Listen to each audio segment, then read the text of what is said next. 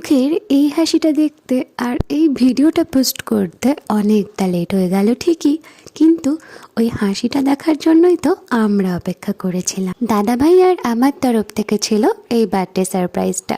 কাকতালীয়ভাবে official ডেটের সাথে আমাদের সেলিব্রেশনের ডেটটা মিলে গিয়েছিল, আর ওর বার্থডে সেলিব্রেশনের জন্য আমরা বেছে নিয়েছিলাম দমদমের ক্যাফে ক্যালকাটার এই আউটলেটটা।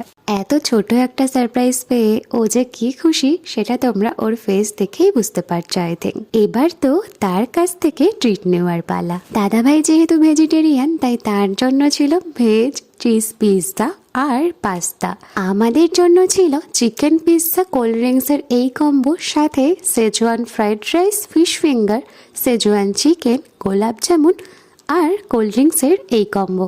এত কিছুর জন্য আমাদের প্রিয় মানুষটাকে তো অনেকটা ভালোবাসা। চলো টাটা, দেখা হচ্ছে নেক্সট ভিডিওতে।